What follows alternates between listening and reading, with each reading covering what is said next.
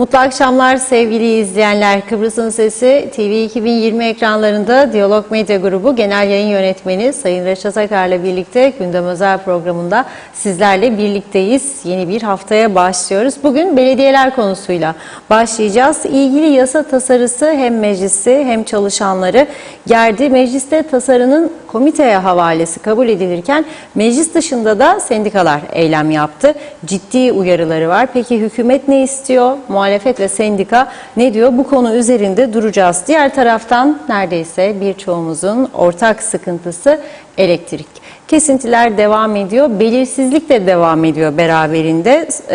Aynı zamanda da soğuk hava vatandaşı tümden zorluyor ve soğuk havalarda daha devam edeceği bilgisi var. Sadece bu da değil, kış olmasına rağmen yangınlar var ve bu yangınların bir kısmı da elektrik kaynaklı konuşacağız. Ve ekonomik kriz hem vatandaşı hem esnafın belini büküyor. Adanın tüm bölgelerinde esnaf can çekişiyor diyebiliriz. Biz bugün Lefkoşa ve Gazi Mausa'daki esnafla yaptığımız söyleşileri sizlerle paylaşacağız. Ve son olarak da trafik diyelim. Evet, hepsi ve daha fazlasıyla sizlerle birlikteyiz. Tabii sizlerin de yorumlarını bekliyoruz. Reşat Bey merhaba. Merhabalar Hanım Hanım. Herkese hayırlı günler, iyi haftalar dileyerek başlayalım. Evet, bu gündemde aslında en önemli sorun nedir? Gündemde aslında en önemli sorun elektrik kesintilerinin devam etmesi ve geleceğinin belirsiz olması, bir de vatandaşın geçim derdi, yani pahalılık. Ama bir anda ortaya çıkan yeni hükümetin kurulmasıyla birlikte ortaya çıkan belediyeler reformu ile ilgili gelişmeler bugün gündemin ilk sırasına yerleşti.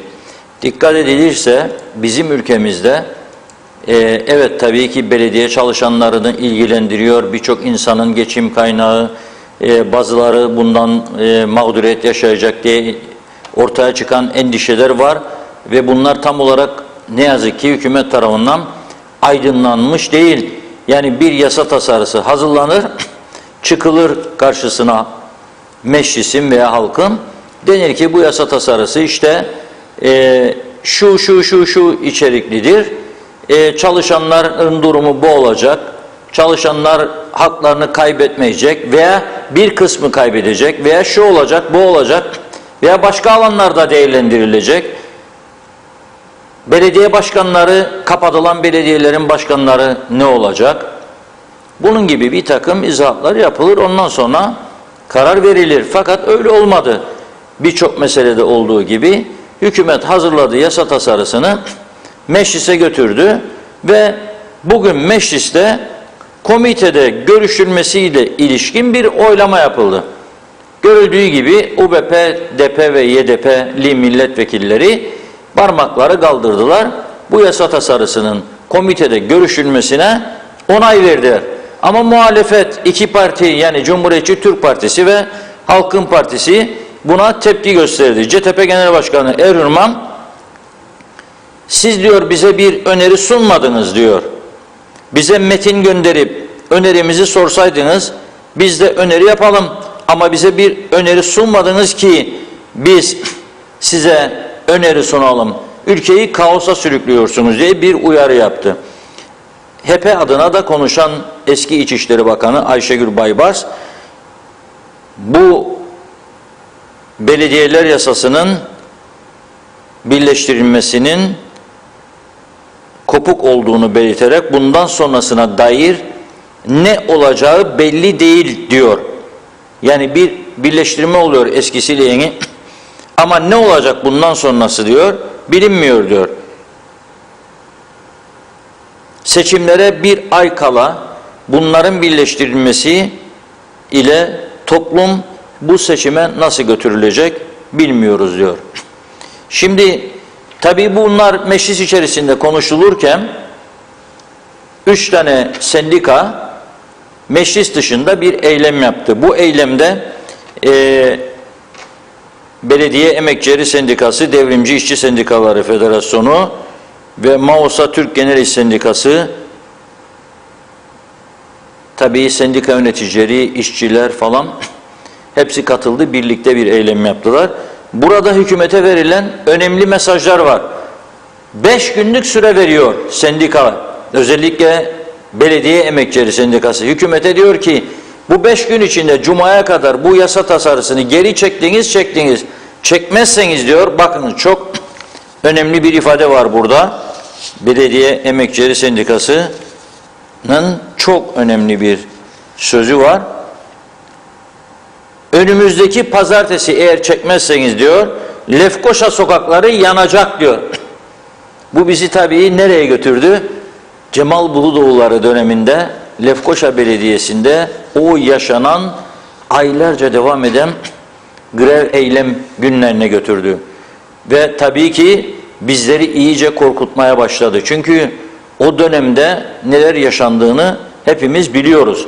Lefkoşa resmen kokmuştu tamamıyla. Kurtlar, fareler istila etmişti her tarafı. Ve sonunda bir uzlaşıya varılmıştı ama tabii ki çok ciddi bir olaydı ve unutulacak gibi değildi. Benzeri görülmemiş bir durum yaşattılar Lefkoşa halkına. Daha doğrusu bütün Kıbrıs halkına, çünkü Lefkoşa'dan geçmeyen insan yok. Köyde de olsa arada bir geliyor gidiyor, Lefkoşa'da işleri var. Bankaya gidecek, ne bileyim işte devlet dairelerinde işi var, başbakanlık, İçişleri, maliye, tarım, şurası burası, herkes gelip gidiyor. Şimdi burada önemli olan nedir? Bizim dahi şu ana kadar anlayamadığımız bazı konular var. Şimdi bir iddia yayıldı ki bu iddiaya göre bu yasa meclisten geçtikten sonra mevcut belediye başkanlarına maaş ödemesi ve emeklilik hakkı tanınıyor. Doğru mu, değil mi? Birinin çıkıp buna açıklık getirmesi lazım. Yani bir taraftan belediye başkanlarına sonsuza dek maaş, emeklilik hakkı veriliyorsa eğer ve çalışanların da hakları yok ediliyorsa burada tabii bu eylemlerin olması kaçınılmaz olacak. Bunlar da sizin karşınıza çıkacak. Yani neticede adamın önündeki ekmeği alıyorsun. Efendim reform başka türlü nasıl yapılır? Reform nasıl yapılır? Bir vadeye yayılır. Başka ülkelere bakınız, emeklilik yaşı yükseltileceğinde 7 yıl süre koymuştu İngiltere. 7 yıl sonra ancak belirli bir yaşa geçecek. Hemen olmaz ki bu işler. Bir de tabii ki bunca zaman siz belediyelere her istediklerinde, her parti, her iktidar döneminde, ister UBP'si ister diğerleri, ne yaptınız? Devlet katkı payını artırdınız. Siz halbuki onlara daha fazla yetkiler vererek, daha fazla para toplamalarını sağlama yönüne gitmediniz. Basit yasa değişikliği yapardınız. Şimdi bunun adına reform diyorsunuz. Nasıl bir reform bu? Sadece belediye sayısını aşağılara çekmekle mi reform oluyor? İsimler var sonra. Burada ilginç iddialar var. Siz diyor isimler var. İsimleri değiştiriyorsunuz diyor kendisine.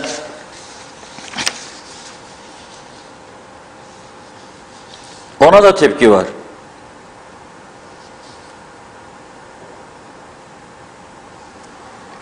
Mesela Yeni Karpaz. Nasıl olur bu iş?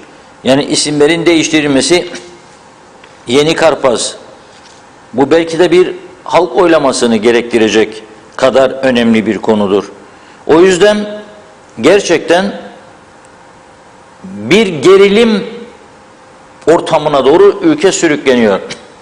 Yani elektrikte yaşanan kesintilere tepki şöyledir. Vatandaşlardan Facebook kullananlar yükleniyor Facebook'ta. Kendi köşelerinde basıyor küfürü. Ama veya oturduğunda konuştuklarında veya televizyonları, gazeteleri arayıp öyle tepki koyuyorlar. Ama burada öyle değil. Burada ekmek paraları kesilecek endişesi var. Dolayısıyla o üzüntü ve gelecek kaygısıyla sokaklara dökülebiliyorlar. Bir de sendikalar var. Bu ülkede her zaman istediğini elde eden, o güce sahip olan sendikalar var. Eylem yapıyorlar ve istediklerini elde ediyorlar. Bir hademe meselesi yüzünden bir okulumuzda grev vardı. Düşünebilir misiniz? Hademe gitmiş, sonra geri gelmiş o okula ve orada grev var, eylem var. Düşünebilir misiniz? Yani o kadar önemlidir sendikalar bu ülkede. Cihangir Düzova İlkokulu. Hademe yasal dayanağı olmadan kendi kararıyla Lefkoşa Fazıl Pülümer Anaokulu'na nakil olmuş. Sonra gittiği okulda ciddi sorunlar yaşayıp geri dönmüş Cihangir Düzova İlkokulu'na ve orada görevlendirilmiş. Sendikada diyor, madem diyor böyledir, ben de sana grev uyarım. Bak, bir hademe meselesi yüzünden okul kapanıyor. Zaten bu çocuklar okumadılar. Pandemi, korona diye kapatılıyor. Okumadılar. Bir taraftan da bir hademe meselesi öne, halbuki bir uzlaşı kültürü yok mu ya bu ülkede? Bunu uzlaşı ile çözmek diye bir şey yok mu? Hem Eğitim Bakanlığı'nın hem ilgili sendikanın hem okul yönetiminin. Nasıl oluyor? Bir hademe meselesi yüzünden kapatıyorum ben okulu demek olabilir mi ya, böyle bir şey? Sadece bu ülkede var. Başka hiçbir ülkede yok. Ve bunun da baş sorumlusu siyasilerdir. Verdiler hakları, şimdi de cezasını çekecekler. Ve ülke çekiyor tabii bunun cezasını. Hepimiz çekiyoruz. Nasıl olur? Yani bir hademe meselesi yüzünden sen okulu kapatıyorsun. Sabah saat 8 ile 11 arasında eylem devam edecek diyor. Zaten 3 saatten sonra çocuğu eve yolla gitsin. Kaça kadardır okul zaten? Yani olacak şey değil. Gene bugün mesela bir başka okulla ilgili bir şikayet aldım. Girne Marif Anaokulu. Bakın, belediyeler konusuna geleceğim ama birbiriyle bağlantılı olaylar.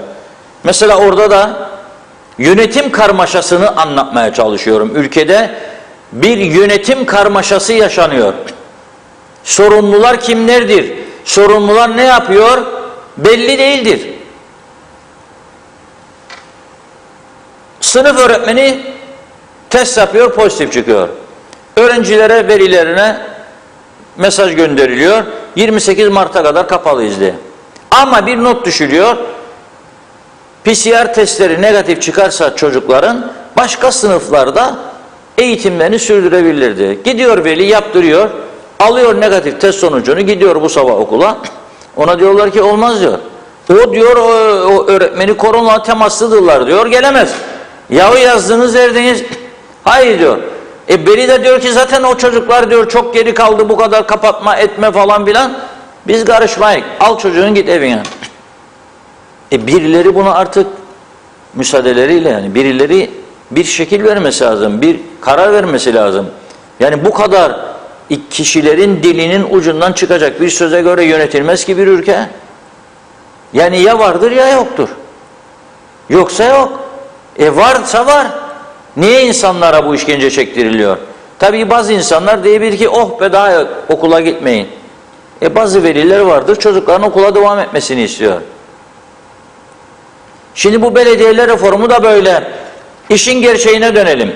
Güney Kıbrıs'ta 30 olan belediye sayısı 20'ye düşürülüyor. Nüfusu 3 katımız. 3 katımız. Alan Kuzey Kıbrıs'tan çok daha büyük. Biz 38, onlar adanın 62'sini ellerinde bulunduruyorlar. Ve 30 belediye 20'ye düşüyor. Ama nasıl yapıyorlar bunu? Seçimleri 2 yıl erteleyerek yapıyorlar. 2 yıl sonrasına yayıyorlar. Bizim daha şu anda seçimlerin ertelenip ertelenmeyeceği belli değil. Yalnız Gargaların verdiği bilgiye göre toplantı yapılmış, hatta Cumhurbaşkanı'nda da tartışılmış bu konu. 2 ay gibi bir erteleme olabilirmiş. Net bir görüş de. Haziran ayında ne kaldı? Nisan, Mayıs 2 ay. Normal seçim dönemi Haziran. Olacak mı olmayacak mı? Daha bunu komite görüşecek. Komite genel kurula gönderecek. Ve genel kurulda onaylanacak. Ondan sonra yürürlüğe girecek. Bu belediyeler nasıl birleşecek? Yeni isim altında nasıl toparlanacak? Araç parkurları nasıl birleşecek? Yani bunca yıl bekledik. Şimdi bir anda oldu da bitti maşallah. Olmaz. Yani bir süre lazım. Niye bir yıl ertelenmiyor bu seçimler? Sonra niye doğru dürüst bu yasanın içeriği anlatılmıyor? Bir de başka konu vardır. Bu reformun adı reform diyelim. Bizim gibi küçük ülkelerde yasa değişikliği. Normali bunun yasa değişikliği. Ne reformu? İşte belediyelerin sayısını 28'den 13'e çekiyoruz.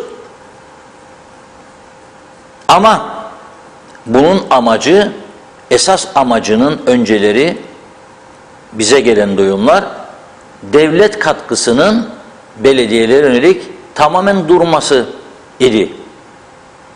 Çünkü devamlı artıyor. %2,5, 3,5, 4,5, 5,5, 7,5, 9,5, 10,5, 12,5. Hala daha da artırılması isteniyor. Yani devlet topladığı bütün vergilerin %12, 12,5'unu belediyelere aktarıyor. 600 kusur milyon, geçen hafta sonu okumuştum buradan Cuma günü. Yılda 600 kusur milyonu oraya veriyor. Bu defa elinde yol yapacak para kalmıyor. Elektrik santralı alacak para kalmıyor. Yatırım yapamıyor. O yüzden belediyelere gelirleri artırıcı bir takım fırsatlar yaratmak ve onlar da kendi işlerinde küçülerek kendi gelirleriyle kendi giderlerini karşılamak. Ama şimdi bu reformda bizim öğrendiğimiz kadarıyla böyle bir madde yok. O zaman yani küçülseniz ne kazanacaksınız? Ne olacak? Kimse bunu da bilmiyor. Ve ben öyle görüyorum ki esas amaca hizmet etmeyecek şekilde. Yani ne ise ne Musa diye bir söz var.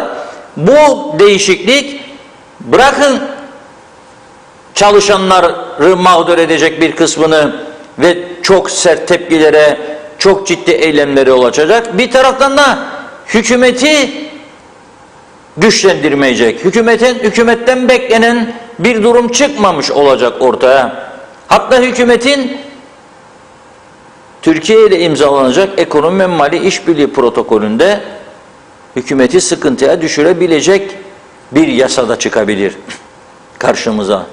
Beklenti çünkü bizim bildiğimiz kadarıyla bu değildi. Ama Belediyeler Birliği Başkanı Mahmut Özçınar geçtiğimiz hafta bağlandı Cuma günü telefonla bize. Dedi ki yok dedi, belediyelere yardım, devlet katkısının kesilmesi söz konusu değil. Hatta biz artırılmasını istedik, o yönde de sözler aldık dedi. Yani 600 milyon lira öngörülürken daha da artırılması söz konusu. O zaman bu adına hükümetin reform dediği bu yasa değişikliği ne işe yarayacak, ne getirecek? Gerçekten çok ciddi bir durum ve eğer bu eylemler bu şekilde pazartesine itibaren başlarsa zaten çektiğimiz çok ciddi sıkıntılar var. Ne olacağımızı düşünmemiz lazım. Kısaca sendikaların tepkisinden sizlere bazı kesimleri aktarmak istiyoruz. Onları izleyelim.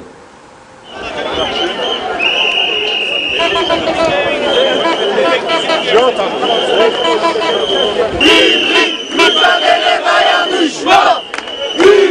Mücadele dayanışma! Eğer reformsa hep birlikte yapalım. Emekçilerin hakkını gasp ederek bazı belediye başkanlarına ayrıcalıklı maaşlar tasarlayarak reform olmaz. Biz buna asla izin vermeyeceğiz. Emekçinin öfkesi yükseliyor. Faiz Bey, çık dışarı ve bu çalışana, bu emekçiye bir söz ver. Derhal behemahal bu tasarı geri çekilecek. Biz belediyelerimizi ne kapattıracağız ne de emekçilerimizin haklarını siz öyle istediniz diye size teslim etmeyeceğiz. 50 milletvekili herkesin sorumluluğudur. Bu tasarı Cuma mesai bitimine kadar topyekun geri çekilmezse reform çalışmalarına tüm taraflar bilimsel katkı koydurmazlarsa 51-95'i derhal behamahal bu meclisten geçilmezlerse pazartesi sabahtan itibaren ölmek var, ölmek yok.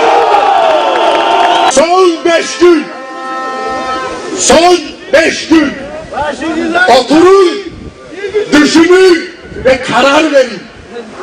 Önümüzdeki pazartesi gün Lefkoşa sokakları ısınmayacak, yanacak.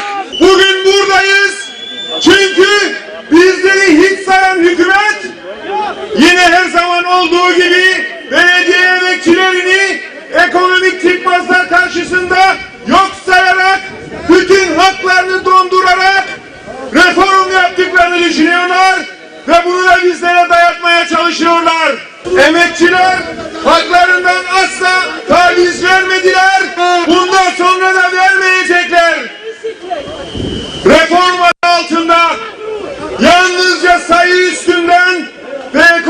sürdürülebilirlik adı altında bir reform yaptıklarını düşünüyorlar.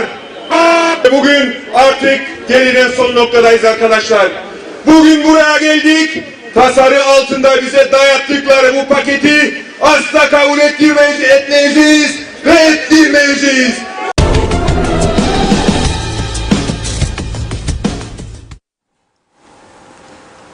Evet, birlikte izledik. Tabii şimdi şöyle denebilir. Ama bu belediyelerde battı, memleketin şeydi, reformda isteme. Tamam, ama bir taraftan da şunu düşünmek lazım. İnsanların geçim, gelir kaynağıdır. Yani o belediyenin çalışanıdır. O zaman devlette de reform yapsınlar. Kamu da bakalım. Kamu da yapsınlar. Bakın, enteresan bir durum çıktı bugün karşımıza. Devlette çalışanların şu anda önemli bir kısmı, tam rakamı yanıltmak istemiyorum, sizleri söyleyemeyeceğim, ama benim programa girinceye kadar elde ettiğim bilgilere göre neredeyse şu an kamuda çalışanların yarısı ya işçi statüsünde ya özel sözleşmeli. Bakınız, kadrolu değil. Bu özel sözleşmeli veya işçi statüsünde olanlar ikinci iş yapabilirler. Hiçbir engel yok. Çünkü yasası, masası yok. Öyle bir kağıt veriyorlar, işe başlıyor, engel olamazmış. Ama kadroluysa, kültür sanat alanında olsa bile, sınırlı ancak ve parasız olsa bile iş yapabilirler. Peki burada sen kamuda çalıştırdığın insanlar arasında ciddi bir ayrıcalık yapmış olmuyor musun? Yani senin memurunu karşına alıp onunla söyleşi yapıyorsun. Biliyorsun memur olduğunu.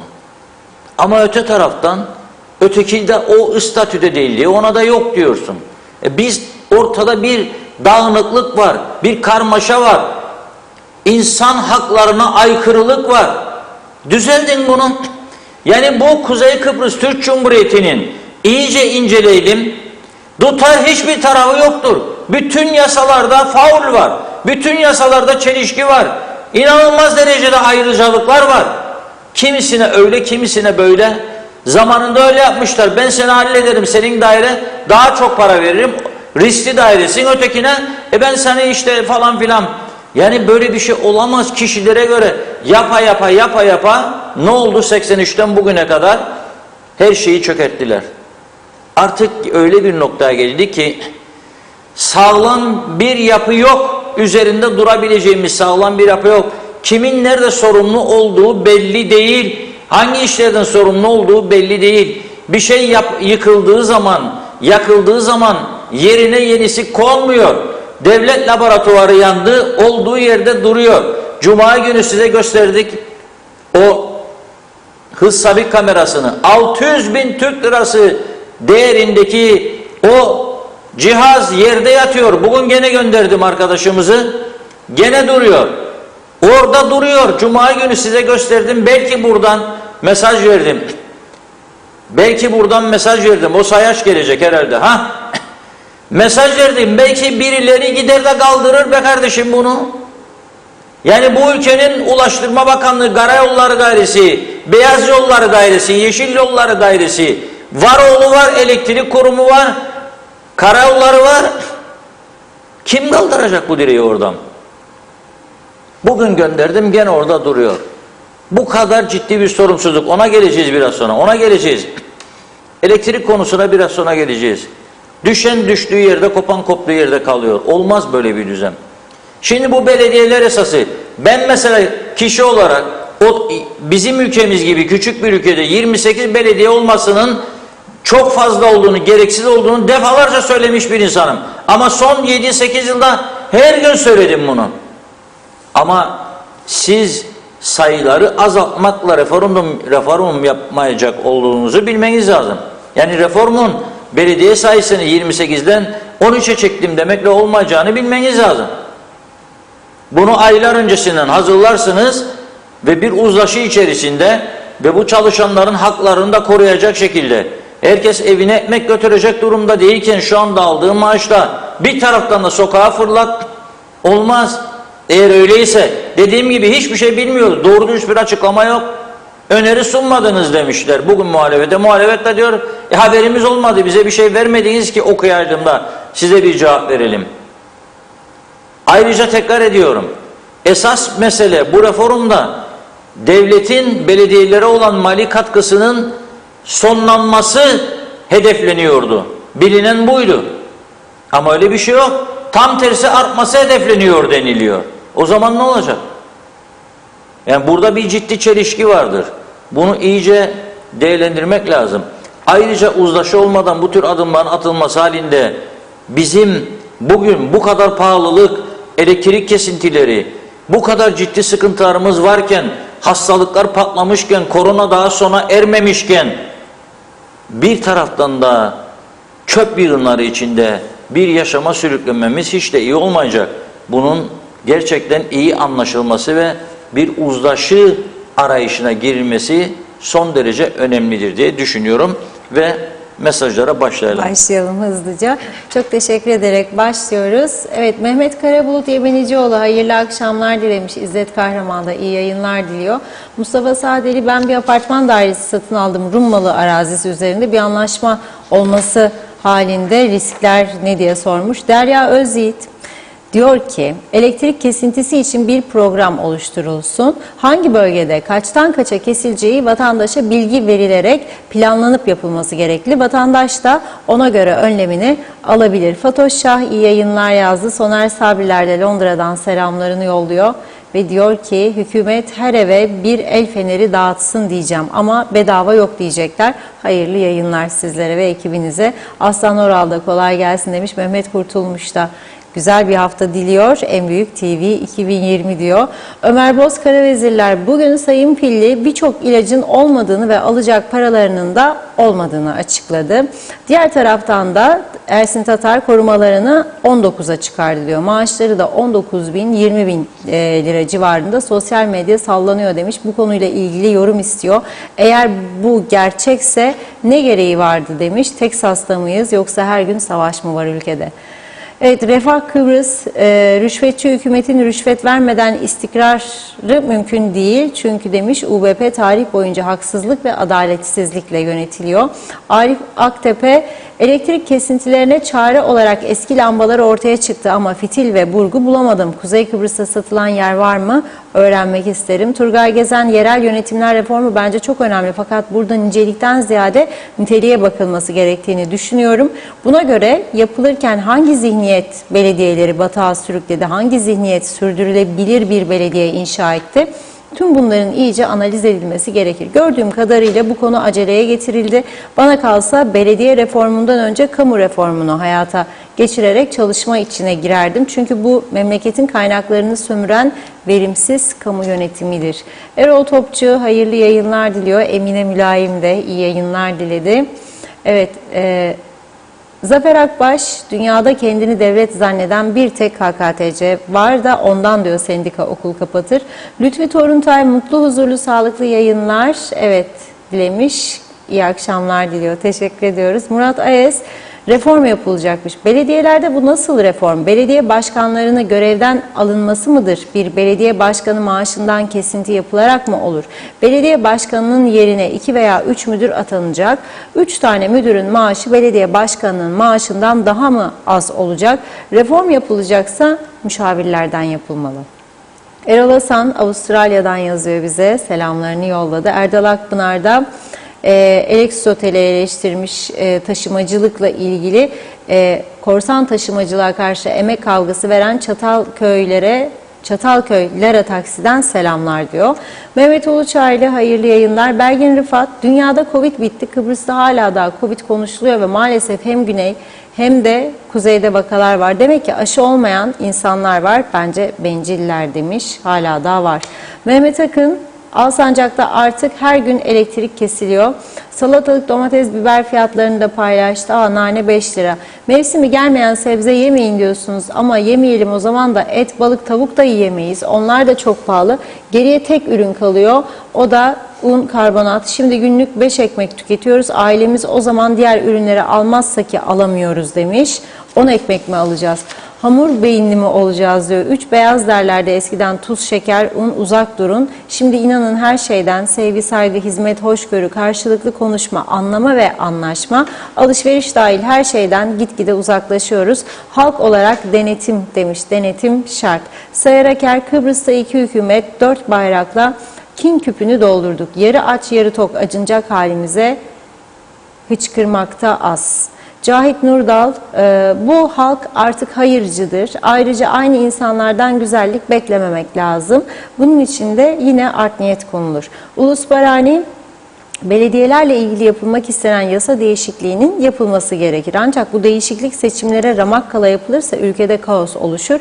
Bu değişiklikler yapılmak isteniyorsa önümüzdeki seçimler eskiye göre yapılır. Seçimin bitiminin sonrasında bu yasa değişikliğinin olması için çalışma başlatılır. Zafer Akbaş, Kuzey Kıbrıs'ta diyor siyasiler ne zaman bir yasa geçirecekler de halka yasayı duyurup anlatsınlar. Tarih yazmadı diyor. Çünkü bu yasaları yapanlar bunları anlatmaya kalkarsa orada eleştirmiş, ben okumayayım. Hiç bu hataya düşerler mi? Ben Açay, belediyenin en büyük geliri imar vergileridir. 5 yıldır Mausa İskele bölgelerinin imarı ne olacak belli değil. Mausa battı, Girneciler İskele'yi de batırmak istiyor. Tahir Kalender, lütfen demiş köy yollarından bahsedin. Çukurlardan manevra yapıp gidiyoruz. Her bir çukur 15-20 santim derinliğinde. Dün Sayın Cumhurbaşkanı ve Başbakan yolu kullandı. Yılmazköy Çamlıbel yolu. Mehmet Uluçaylı, belediyelerin küçülmesini Belediyeler Birliği Başkanı bile doğru dürüst bir açıklama yapmadığı gibi neler kaybedilip neler kazanacağı da açık olarak açıklanmalı ki çalışan da bilsin ne olacağını.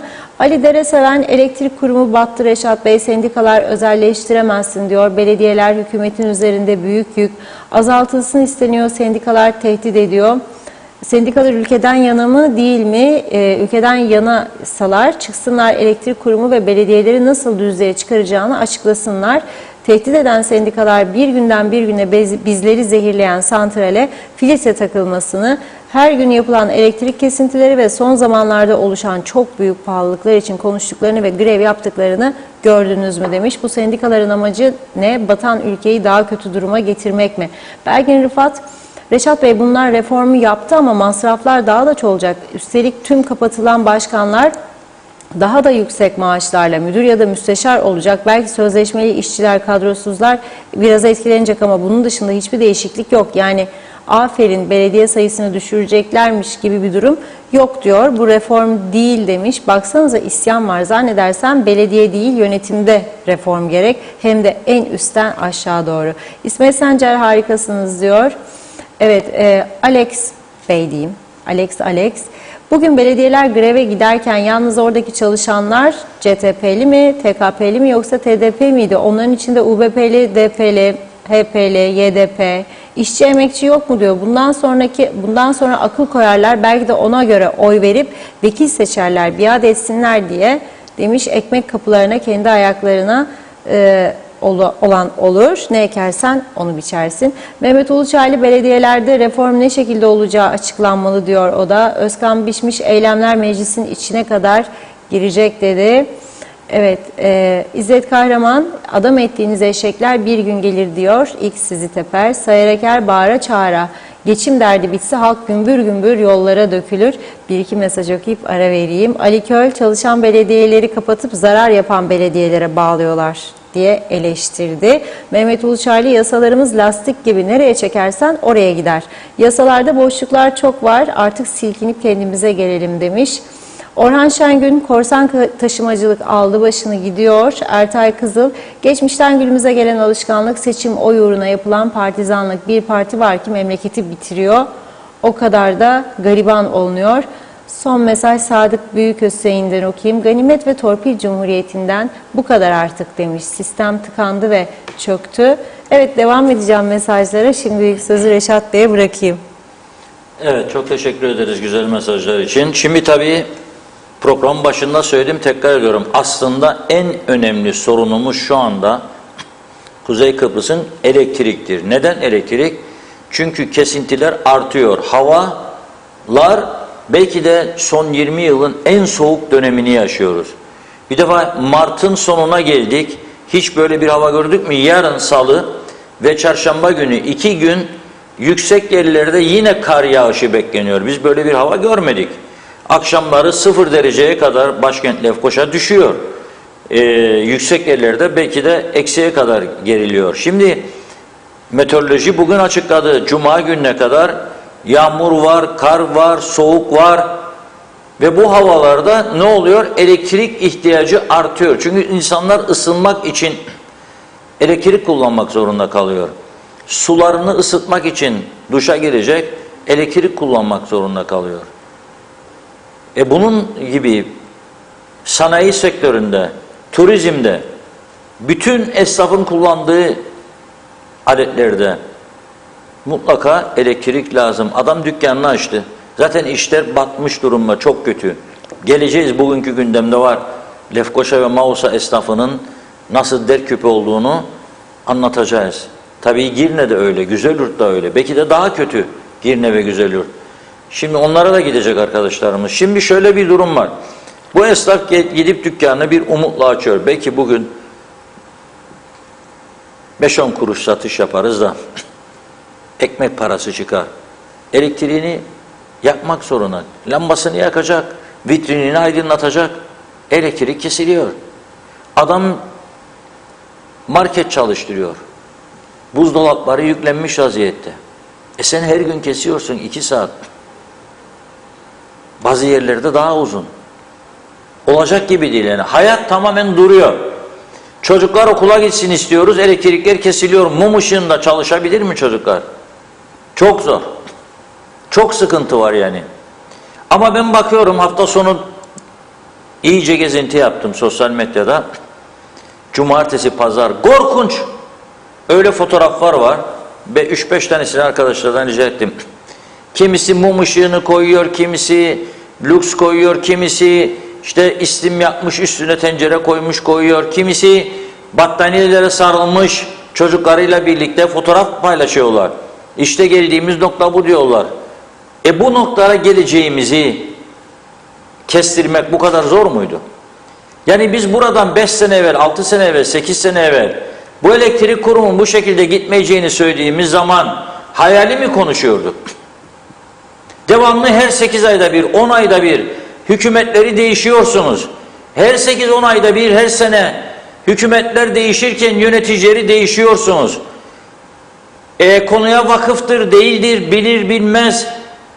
İnsanları sırf partinizdendir diye yönetim kuruluna atıyorsunuz. Elbette böylesi bir yönetim anlayışıyla bu noktaya gelecektik. Başka türlü olacak gibi değildi.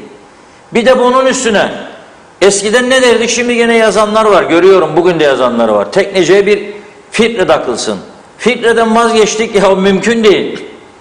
Filtre paranın bol olduğu dönemde bile yapılmadı bu ülkede. Parayı başka yerlerde kullandılar. Mümkün değil, şu anda öyle bir kaynakları yok. Ben şu anda bir vatandaş olarak Cuma'dan sonra önümüzdeki haftayı düşünüyorum, ne olacak? Bir hafta kaldı 28'ine, bugün 21, gelecek hafta böyle gün 28'i ile 30'u arası yeni yakıt ihtiyacı var tekneciğin. Yakıt gelmezse tamamen duracak. Peki yakıt gelecek mi diye siz de merak ediyorsunuz. Kimse bilmiyor. Para yok çünkü. Bir şekilde bulup getireceğiz diyen olursa inanmayın, çünkü şu anda o para yok maalesef. Yok. Yeniden borçlanmak lazım. Borç da alamıyorlar bankalardan, çünkü overdraft limitleri 7 milyon dolarla sınırlı. Onu da doldurmuş vaziyetteler. O 7 milyon doları ödeyecekler ki yeniden borçlanma şansları olsun. Bu arada ödedikleri yüksek faizler var. Bunların altından kim nasıl kalkacak? Yani bugün sihirbazı getirseniz, bir taraftan da bakıyorum bazıları diyor ki aman elektrik kurumunu özelleştirirseniz çok daha kötü olur mu olur falan filan. Ya kim gelip alacak bunu zaten? Bu elektrik kurumunu kim gelip alacak zannediyorsunuz? Kolay iş mi? Kolay iş mi? Jeneratörleri çürümüş, çoğu dökülüyor, devamlı arızalı. Kim alacak? Peki nedir sorunla şu anda kesiliyor? yakıt varsa, yakıt şu anda var. Nedir sorun? Sorun bir, tüketim miktarları bu soğuk havalarda artıyor. Buna rağmen tekneciğin bazı jeneratörleri arızalı, üretim yapamıyor. Sorun iki, Aksa'dan elektrik satın alıyoruz. Neredeyse ihtiyacımızın yarıya yakınını Aksa'dan alıyoruz. Aksa'ya borç 850 milyon TL'yi aşmış durumda. Hiç ödeme yapamıyor elektrik kurumu. Ve Aksa'nın da 3 jeneratörü arızalı olduğu için elektrik kurumuna eskisi kadar enerji veremiyor. 3. Güneyden bu gibi soğuk havalarda günlük aldığımız elektrik 60 megawata kadar çıkıyordu. Şimdi Rum Elektrik Kurumu diyor, sizde değil sadece soğuk, bende de soğuk hava var diyor. Ancak bana yeter elektriğim diyor. O da vermiyor. Çünkü o iki toplumlu anlaşmada bizde elektrik sorununun bu kadar uzun süreli olacağı ve ihtiyacımızın 10 megawattan 60'a çıkacağını hiç kimse tahmin etmiyordu. Baktılar, gördüler ki bizim talebimiz artıyor. Arttığı için ne yapıyorlar? Diyorlar ki bize de lazım elektrik, kusura bakmayın.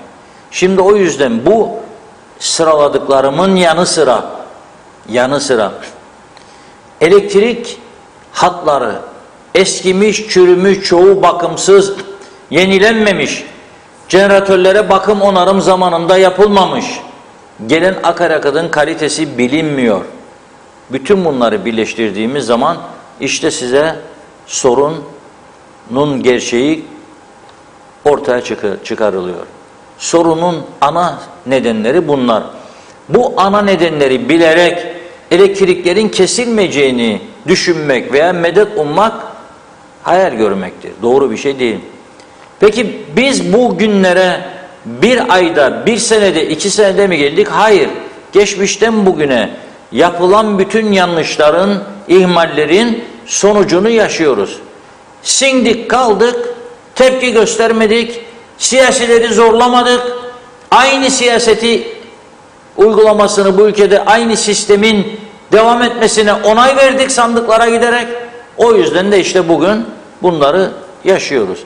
Dediğim gibi önümüzdeki hafta nasıl bir durum olacak şimdiden kestirmek çok zor. Ama ben sizlere bugün taze Lefkoşa Girne Lefkoşa ana yolunun neredeyse yarı kısmında diyelim elektrikle ilgili bazı görüntüler arkadaşlarımız tespit etti. İhbar üzerine gittiler. Bakın görünüz ne haldedir bu elektrik kurumu.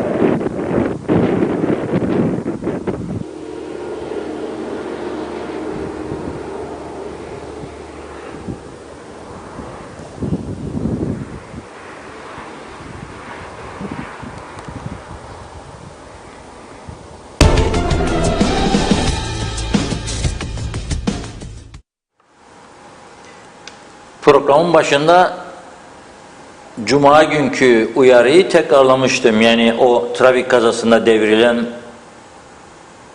hız tespit kamerasının olduğu yerde duruyor diye bugün de verdim. Yani bu geldi gündeme 600.000 Türk lirası, bakınız az para değil, orada devrilmiş duruyor. Hiç kimsenin umurunda değil ama hiç kimsenin. Orada duruyor. Şimdi az önce gösterdiğim ise, ekrana getirdiğimiz ise bu Dikmen yakınlarında, Girne Dikmen arasındaki bölgeyi besleyen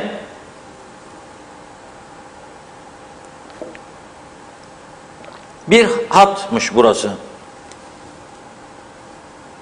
Burada 2 tane daha bunlara ilaveten ana hat olduğu için o bölgelerde uzun süreli elektrik kesintisi olmamış. Ama bu yerde devrili olan 66 kilowattlık bir enerji nakil hattı.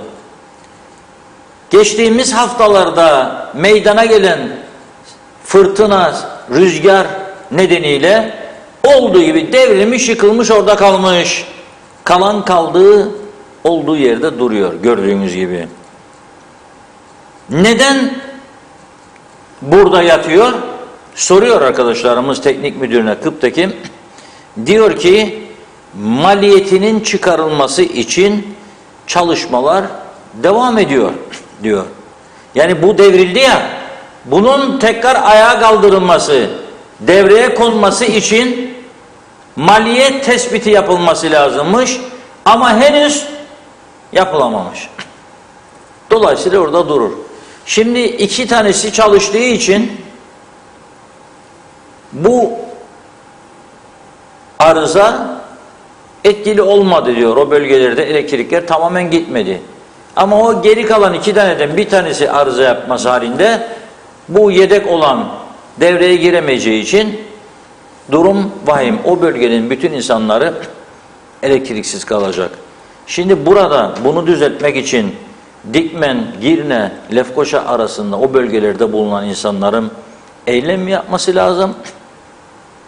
Yapsalar ne olacak?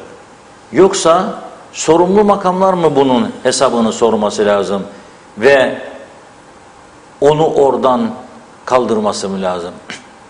Ayrıca orada şu anda elektrik var mı yok mu da bilmiyoruz. Giden bu görüntüleri tespit eden kameraman arkadaşımız Abdullah Su İçmez biraz uzağında durmuş. O dahi korktu. Ne olur ne olmaz. Kaçak bir şey varsa elektrik ciddi tehlike yaratabilir diye. Şimdi biz bunları birisini eleştirmek için mi gündeme getiriyoruz?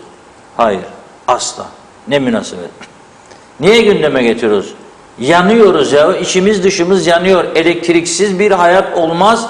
Bütün ekonomiye ağır darbe vuruyor. Üstelik %300'e varan zamdan sonra bu kadar elektrik kesintisi yapılıyor. Ve biz elektrik sorununu her gün konuşmak zorunda kalıyoruz bu çağda. Bir de bunlar yaşanıyor.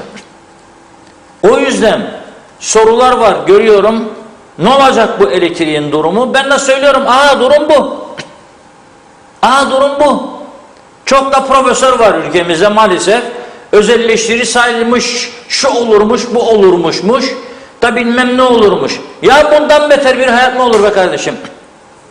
Bundan beter bir hayat mı olur? Onu söyle bana sen. Bundan beter bir hayat mı olur? Her gün seni karanlıkta bırakan bir sistem ve ne olacağı belli değil. Ve borç batağına sürüklenmiş. 1,5 milyar borç içinde yüzen bir kurum. Bir hafta sonra akaryakıt parasını ödeyemeyecek duruma gelen bir kurum. Santralına bunca el bir filtresini takamamış, herkesi zehirlemiş, zehirlemeye devam eden bir kurum. Neyi konuşuyoruz daha biz? Her kafadan bir ses çıkıyor. Bazıları çok uzman tabii. Diyorlar ki özelleştirin. Ben ne onu söylüyorum artık ne diğerini. Şuna bakıyorum sadece önümdeki manzaraya. Ve diyorum ki çok yakın bir zamanda Rum tarafına müracaat edecek bizimkiler. Özellikle o Türkiye'den elektrik gelmesine karşı çıkanlar, bağımsızlığımız, egemenliğimiz, ne bileyim şu bu falan gidiyormuş da bizim falan filan, onu diyenlerin ne söyleyeceğini merak ediyorum. Ben görüyorum ki çok yakın bir gelecekte tamamen güneye bağımlı bir hale gelebilir durumdayız. Görüntü o. Bize verilen mesaj o. Yani bu elektrik kurumunun jeneratörleri, para yok, parça yok, ihale yok, devamlı iptal oluyor ihaleler. Neden, niçin?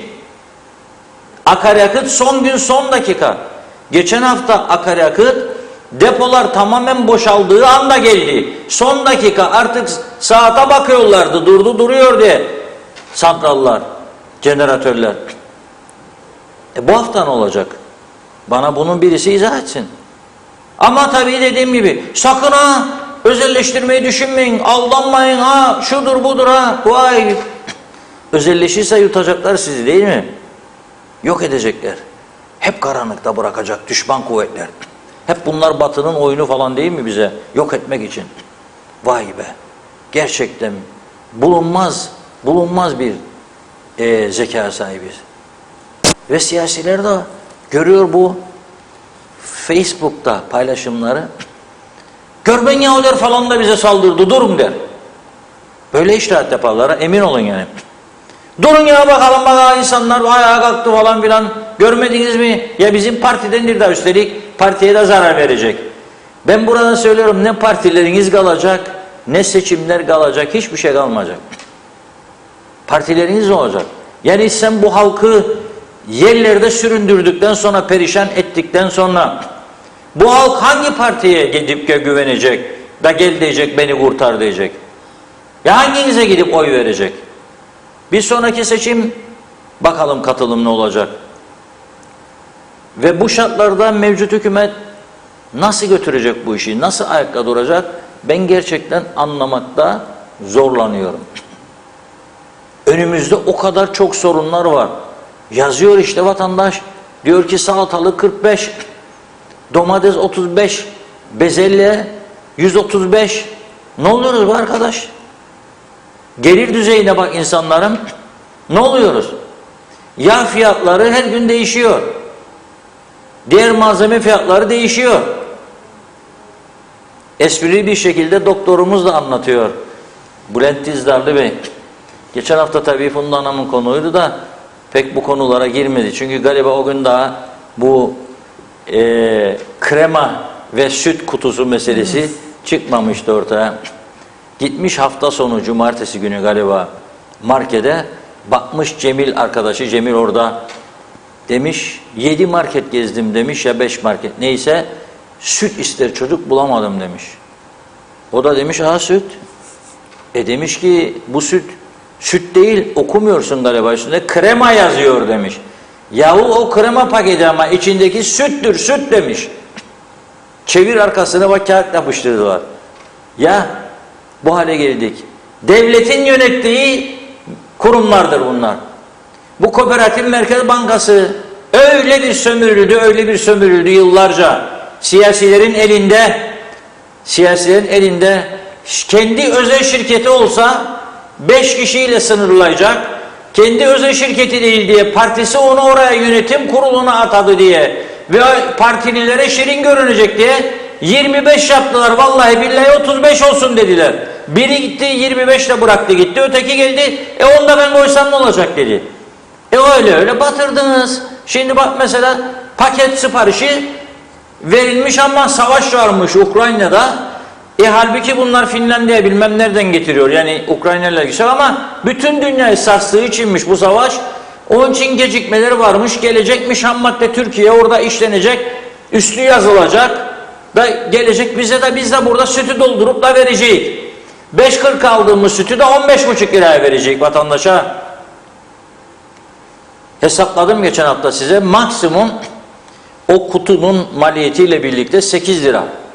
8 lira mal ettiğin sütü 15,5 üstünde satıyorsun. 2 katı. Neden?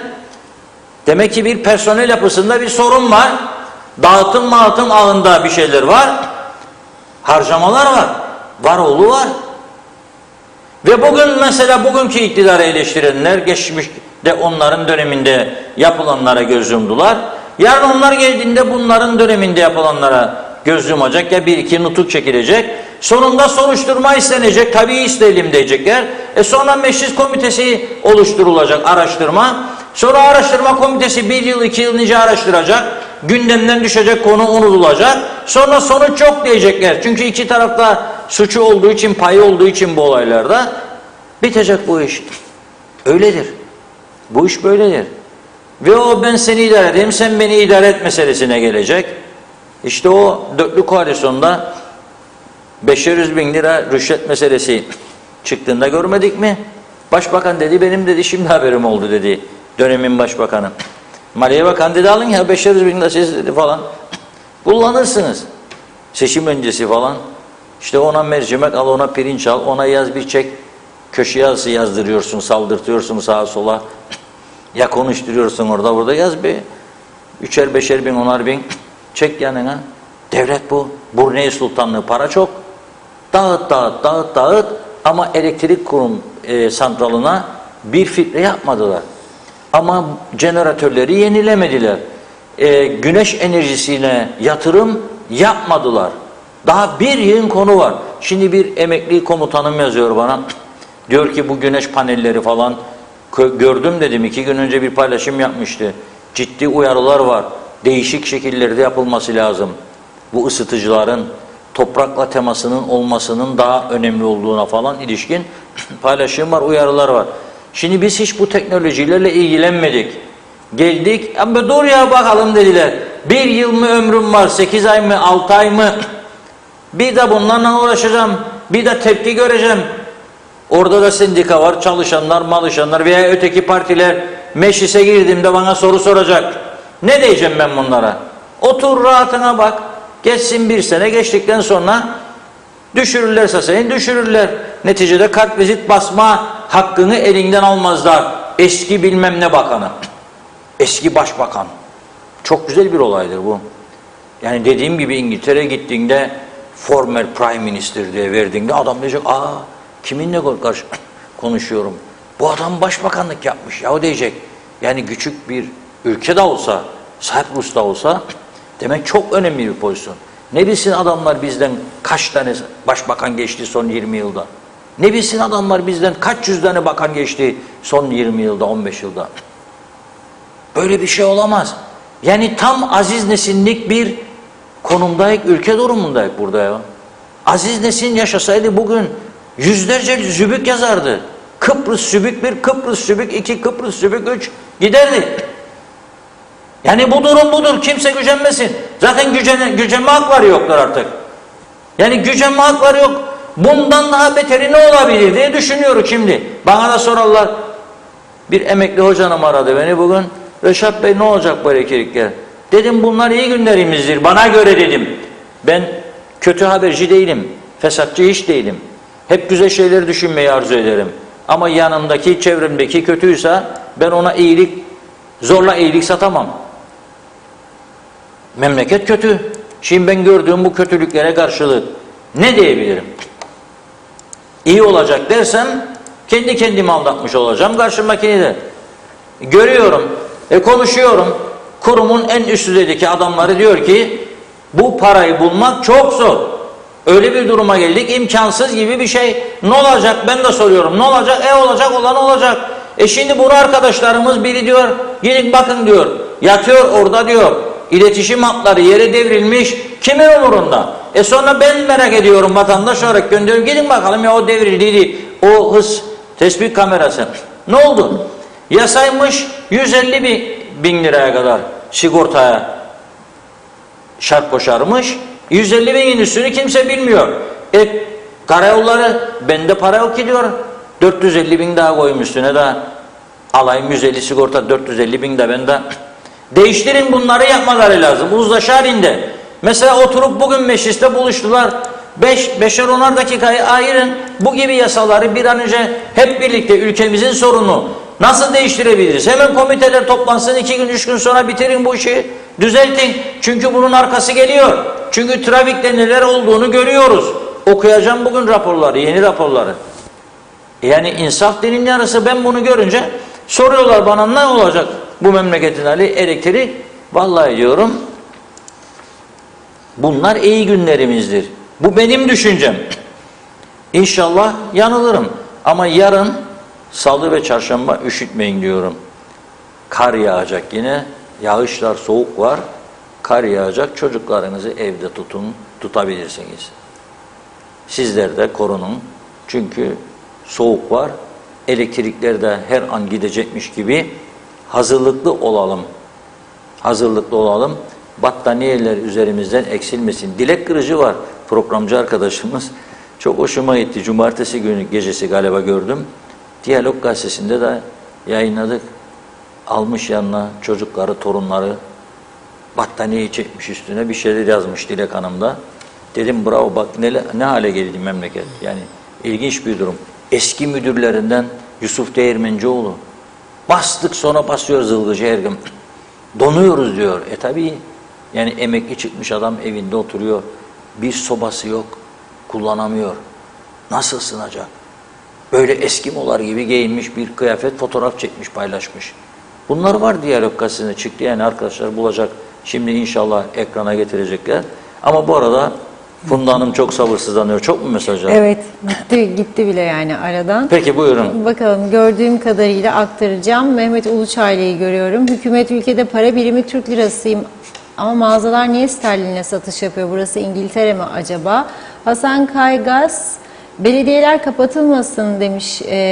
Yalan, rüşvet dağıtıyorlar. Sultan Doğu, hastanelerde Allah'ın panadolu bile yok demiş, hastalara versinler.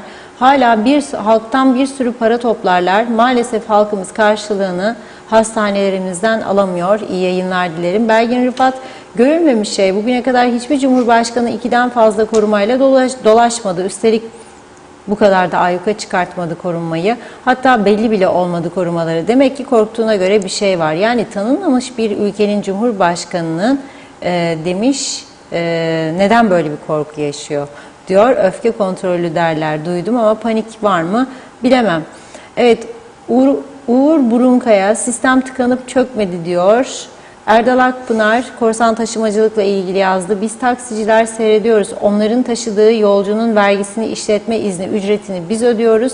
Yetkili makamlarsa korsan taşımacılık için yasamız yok deyip konuyu kapatıyorlar. Yıllardır değişmedi. Bu çok komik değil mi? Evet.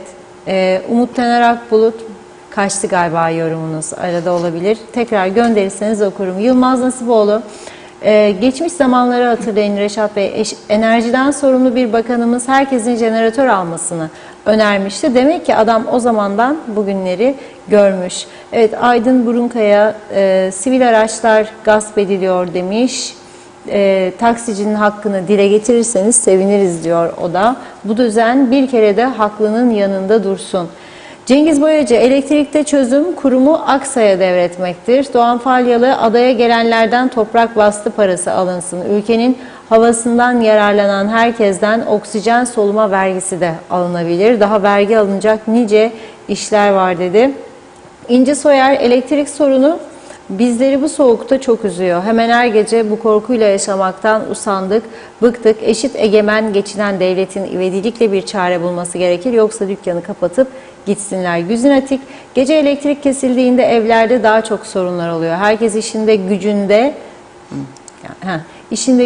evine geliyor. Tam yemek pişirecek, çoluk çocuk ders çalışacak. Bütün bölgelerde 1 saat gündüz kesilsin. Mesela demiş parantez içinde, kamu dairelerinin yemek paydosunda olması daha mantıklı. Herkes gece evine rahat gitmek ister. Günlük hayat zaten stres. Yaşar Kumsal, Reşat Bey, yaklaşık her akşam bu elektrik kurumu durumunu konuşuyoruz. Sayın Başbakan diyor, bu konuda hiçbir konuşması yok. İcraat da görmüyorum demiş. Hiç kimse bu konuda bir şey söylemiyor. Her zaman en kolay yolu seçiyorlar. Özelleşsin o zaman. O meclisteki kişilerin görevi nedir? Halk hizmet ve yatırım istiyor dedi. Evet, Erdal Akpınar da korsan taşımacılıkla ilgili yazmış. Taksici esnafın ve gelen turistin parası çalınıyor. Belgin Rıfat, maaşlar az geldi herhalde, tamir yapamıyorlar. Baksanıza, ne insan hayatı ne de diğer canlıların hayatı düşünülmüyor dedi. Evet, Umut Taner Akbulut'la elektriksiz yaşayabiliriz ama aç yaşayamayız demiş. O da korsan taşımacılıkla ilgili yazıyor. Evet, Ayşe Güner Mertcan, selamlar. Bugün Londra'da tanınmış bir süpermarketten 5 kilo ayçiçek yağını yaklaşık 7 pound'a satın aldım demiş Londra'dan Güner Bey. Gaye Kök, gösterdiğiniz resimleri vatandaş görüyor. Sözde ülkeyi yönetenler altlarındaki arabalarla giderken camlardan çevreyi cennet gibi görüyorlar. Yol olmayan yollarda sürdükleri arabalar malları değil ki canları yansın. Neyi nasıl umursasınlar? Tema Yavaş Londra'dan selamlarını yolladı.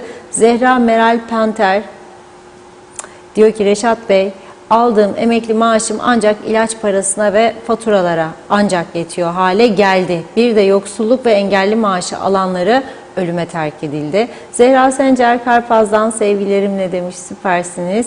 Doğan Falyalı tarihten örnek. Bugün yaşananlar sanki 1873'te yaşanan ve memura 5 sene tek bir nitelik maaş veremez duruma gelmesek bari.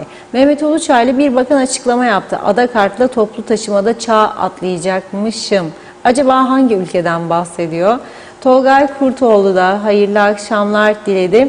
İzzet Kahraman CTP onurlu gururlu insanlar partisidir diyor. Her zaman CTP olacak, Kıbrıs'ı Türk'ü temsil eder.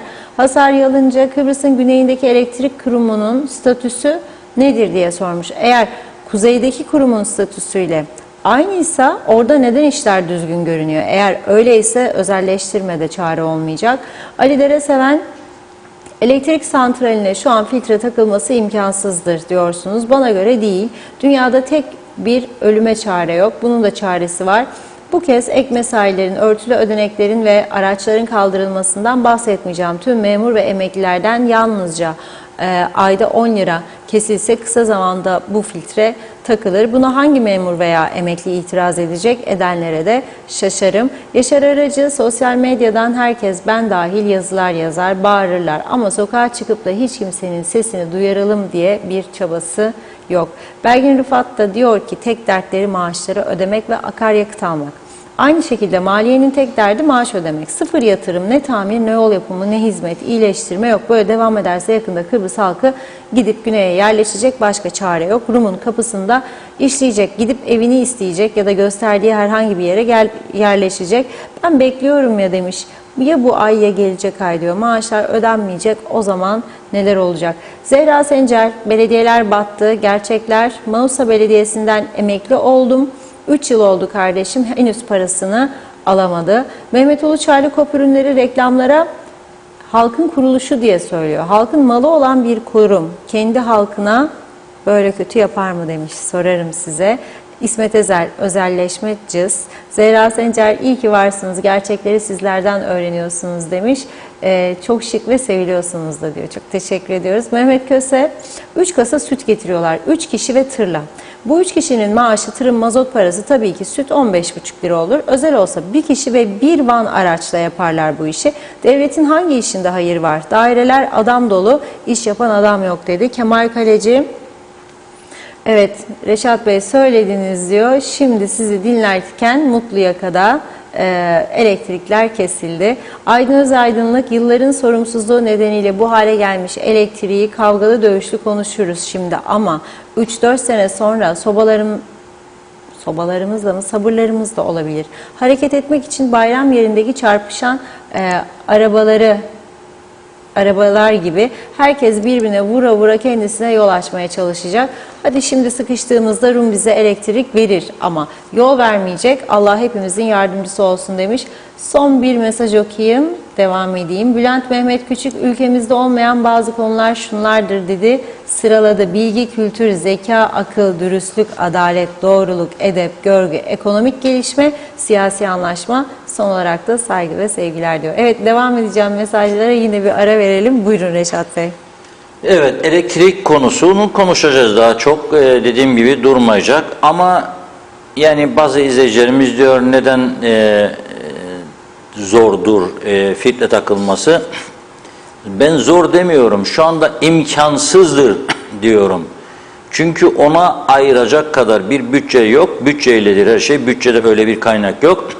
O kaynağı ne yapsalar yaratmaları mümkün değil. Çünkü çok büyük rakamlardan söz ediyorlar kat zamandır bizlere. Bunu yıllar içerisinde elektrik ücretlerini ayarlarken bir fon koyabilirlerdi. Teknecik elektrik santralına filtre takılması için veya başka türlü vergilendirmeler, lüks tüketimin yapabilirlerdi ve birikime dokunmadan o para orada tamamlandığı zaman yaparlardı. Yapmadılar. Şu anda ben diyorum ki yakıt alacak parası yok. Nasıl siz bekliyorsunuz size filtre takılacak? Tabii hemen yapabilirler istek olursa diyeyim. Yani siyasiler böyle alıştırdı halkımızı diye görüyorum. Yani olmayacak şeylere olur, hemen istersek olur yaparız. Yapamayız. Yoktur öyle bir imkan. Yakıt koyacak parası yok diyorum. Bankalar da vermiyor artık diyorum. Yok. En üst düzeyde konuştuğum insanlar var. Yok. Vermiyorlar. Yüksek faize rağmen vermiyorlar. Çünkü bir limit koydular. O limit aşılmış durumdadır. Bankayı da düşünün. Elektrik kurumu bu borcu geri ödeyemeyecek. Neyini aldı? Devlet kefaletiyle. Devlet de bu para yok versin. Neyini alacak devletin? Yani gidip Salamis harbelerini mi teslim alacak? Neyi alacak? Yoksa Sentileron Kalesi'ni mi? Mümkün değil. Yani çok kötü bir durumdadır şu anda. Gerçekleri görelim. Yapılması gereken acil işler var. Bakın yollar çöktü, bazı yollar çok acildir. Elektrik direkleri devriliyor, dikemiyorlar. Onu söylüyorum. Yok tekneciye filtre. Elektrik direklerini kaldıramıyorlar. Maliye çalışması diyor ama aslında para yok diyemiyor. Aslında onu kaldıracak para yok. Oradan kaldıracak, yeni hatları yenileyecek elinde malzeme yok. Malzeme alacak para yok. O kadar ciddi bir durumdan geçiyoruz. O kadar ciddi bir sıkıntılı süreçten geçiyoruz. Kolay değil. Bazı bölgelerde gitmeye başladı. Az önce söyledim ya, battaniyeyi çekmek lazım. Hazır etmek lazım. Her zaman battaniye ya oturma odasında ya başka bir köşede hazır olsun. Battaniyeyi çekince böyle bak, Dilek Kırıcı Hanım gibi cumartesi paylaştı bu fotoğrafı. Çok hoşuma gitti. Yani şey açısından hoşuma gitti. Cesareti hoşuma gitti. Yetkililere mesaj dedi. Bu da Yusuf Değirmencioğlu. Evde böyle oturuyorum diyor. Emekli bir insan. Ne olacak? İşte maalesef geldiğimiz nokta bu.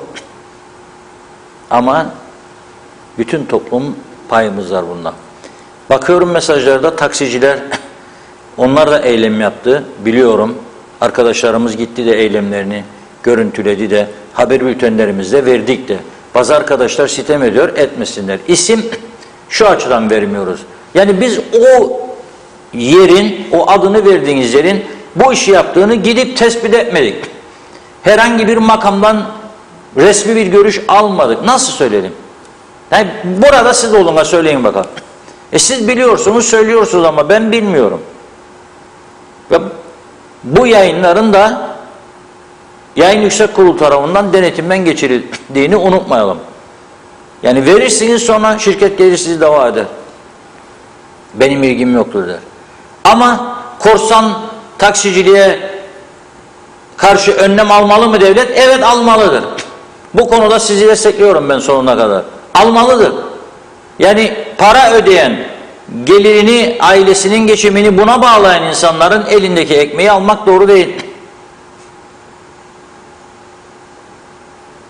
Buna dikkat etmek lazım. Ve devletin bu konuda sorumlulukları vardır. Bir an önce sorumluluklarını yerine getirmesi lazım. Zaten işler az. Zaten pek turist yok. Kimi taşıyacak bu adamlar? Yani ciddi bir sıkıntı var. Toplumu germenin bir manası yok. Bazı konular var.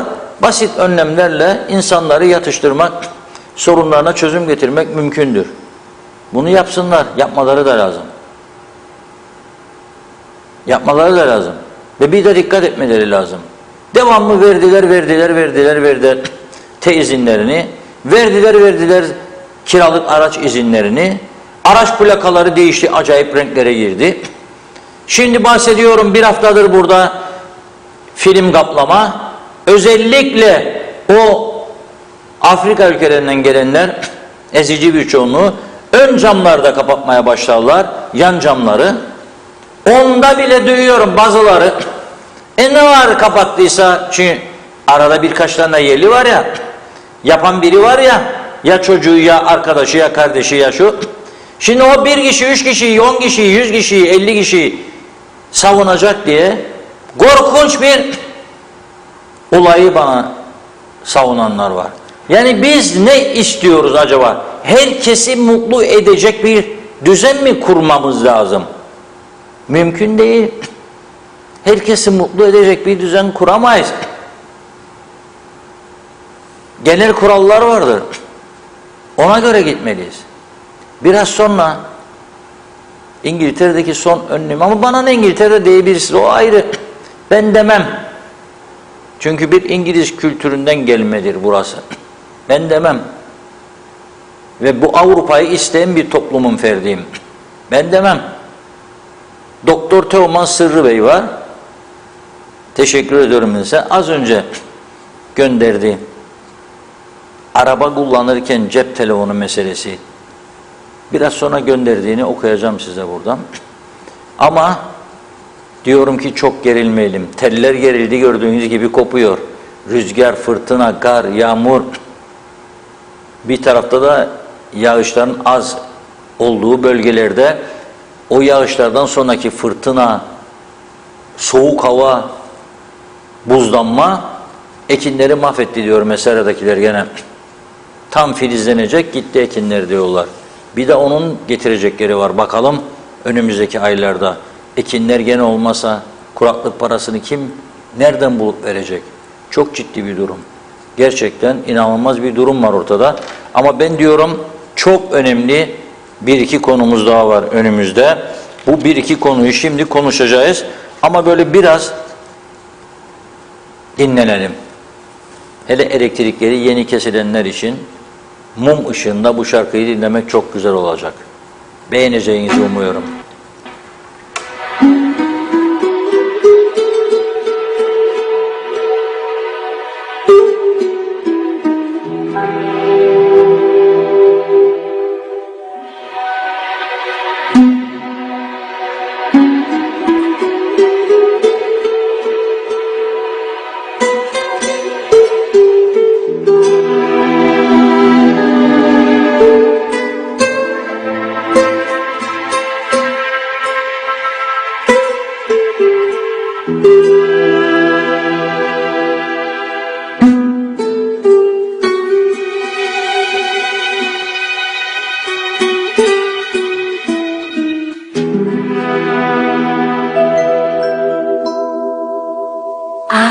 Strach wam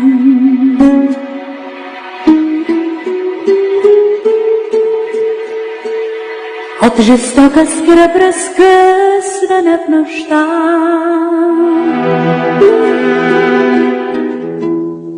Студена хлуба в моята душа.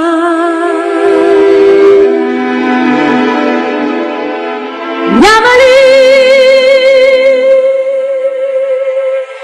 едно местенце от света, моята скръб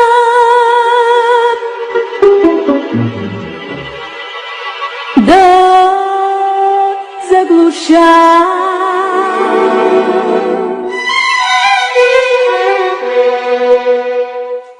Зная аз, напразно търся в нощта за теб и мене таен кът. В мрака хиляди очи с укорням преследват моя тъжен път.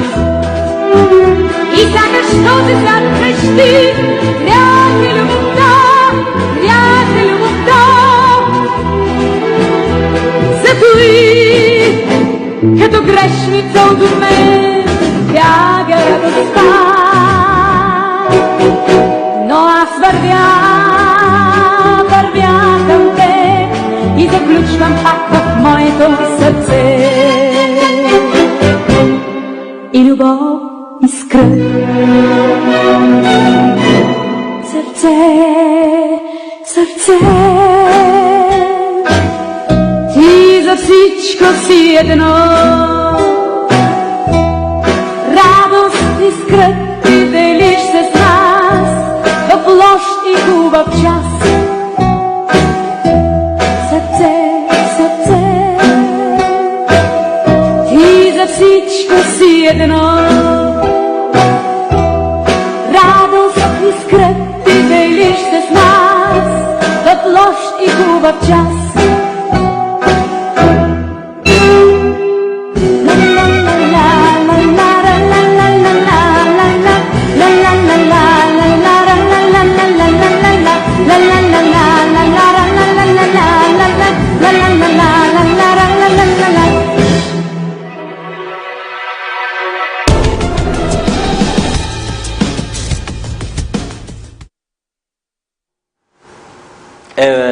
yabancı değil mi bu şarkı? Türkçesi çok mükemmel, Türkçesi de. Merhum Timur Selçuk mükemmel okumuştu onu, İspanyol meyhanesi. Onun yabancı versiyonunu aktardık sizlere. Çok güzel bir ses. Beğendiğinizi umuyorum. Şimdi tabii elektrik meselesi saymakla bitmez.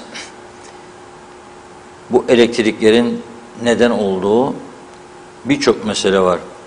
Düşünün ki siz son yılların en soğuk dönemini yaşıyoruz. Yangınlar ne zaman çıkar? Havalar çok ısındığı zaman. 40 derece, 45 derece, 50 derece. Ciddi orman yangınları. Devamlı orman dairesi uyarıcı yayınlar yapar ve der ki dikkat ediniz, işte ormanlarda ateş yakmayınız, sigara ızmaretini atmayınız falan ve uyarıyor. Ama bizde enteresan bir durum. Özellikle bu yıl 2021-22 ilk 3 ayı ve 21'in yazdan sonrası dönemi, sonbahar, kış, yangınlar hiç durmadı. Evet, çok büyük yangınlar olmadı ama her hafta itfaiyeden, polis genel müdürlüğünden yangın raporları gelmeye başladı. Her hafta. Ve gene bugün gelen bir açıklamada diyor ki bir hafta içinde 15 yangın çıktı. 344.900 lirada zarar meydana geldi. Bu fakir ülke için 350.000. 4 ile çarpıp aynı olsa 1,5 milyona yakın bir zarar var. Para bulamıyoruz birçok şeye ama bu taraftan yanıyor. Ve bu yangın sebeplerinin en önemlileri arasında çöp bidonları içine atılan sigara izmaritleri var. Ama aşırı yüklenmeden dolayı elektrik panolarının kısa devre yapması var. Yüklenince bu elektrik panoları kaldırmıyor. Çat çat çat çat çat çat ateşler çıkıyor. Yanmaya başlıyor. Ağacı yakıyor.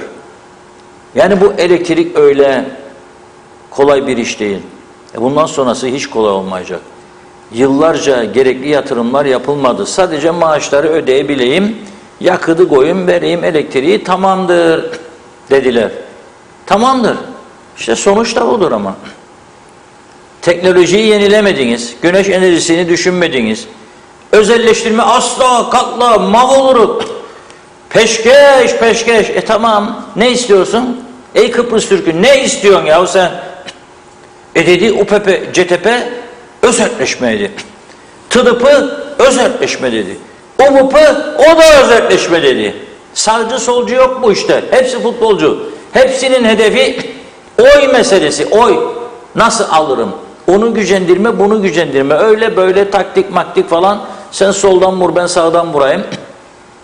Özelleşme dedikleri onu da yapmadılar. Onu da yapmadılar. Ve şimdi yolsuzluk dosyaları, suistimaller, onları da götürmediler yargıya. Mesele yok diye kapattılar. Şimdi sen onu suçla, o seni suçlasın. Ne fark eder be kardeşim? Ne fark eder? Ne fark eder? Ben o hükümetlerde yer almadıydım. Şu anda ne yapıyorsun almadığında? O mesele yok denilen ve kapatılan dosyaları senin geri taşıma imkanın vardır. Vardır. Ama yok. Yapmadılar. Olmaz, yapmıyorlar.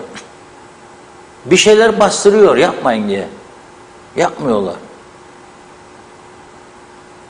Tabii bizler de öyle bir alıştık ki kim yüzümüze gülerse, şirin davranırsa onların Yaşar ve Mustafa Efendiler okşar. Bak ne güzel festivaller, panayırlar, geziyorlar.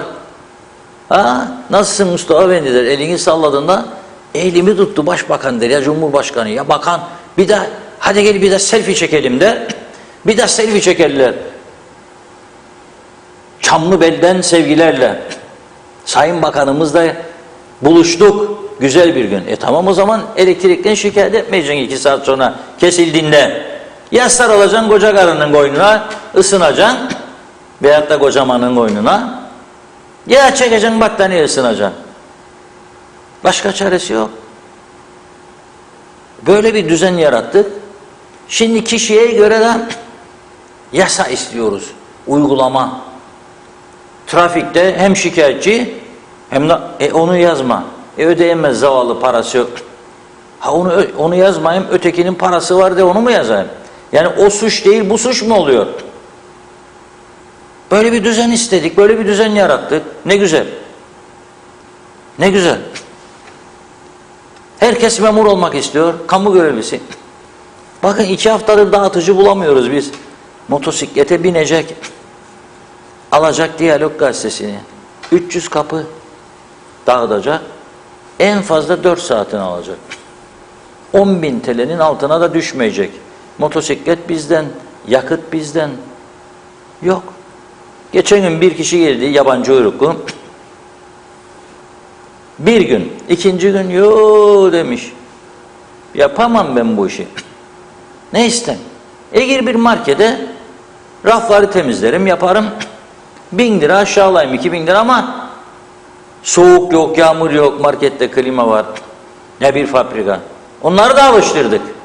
Ya olacak iş değil ama oluyor. 14-20 Mart, bakın çok önemli, arasında bugün 21'i, yani düne kadar olan bir haftalık rapor. 56 tane trafik kazası meydana gelmiş. Ama bu 56 tane aslında 560'tır büyük bir ihtimalle. Daha da fazla. Ama ufakları artık rapor etmiyorlar, yazmıyorlar deftere. Gittin birine arkadan tık vurdun, anlaşın der size. Yanından geldin tık çarptın, anlaşın der. Öyle, onlar artık davalı konu değil. Büyük olacak. Takla atacak, vuracak, ezecek, mezecek, yaralanacak mecburen. 56 kaza, 14 kişi yaralanmış ve bu 56'nın 17 tanesi sebebi süratli araç kullanmak. 12 tanesi de dikkatsiz sürüş yapmak. Dikkatsiz sürüş nasıl yapar insan? Sürerken telefon elinde bir taraftan da yola bir bakar, cebe bakar, yola. Zikzak böyle ben her gece görüyorum. Lefkoşa, Alsancak'a her gece ama. Görüyorum böyle böyle gider araba, ışık yakıyorsun, bazarı bozuluyor da o da sana yakar. Görüyorum eline cep telefonu, gösteriyorum ama sana, yazışın, yapma. Çünkü bak riske atıyorsun hem başkasını hem kendini. Genellikle o dikkatsiz dedikleri budur. Yani sürüş. 9 tanesi kavşakta durmamış. Durmaz, yol benimdir der. 11'i biniyor sırtına önündekinin. Hepimiz görüyoruz.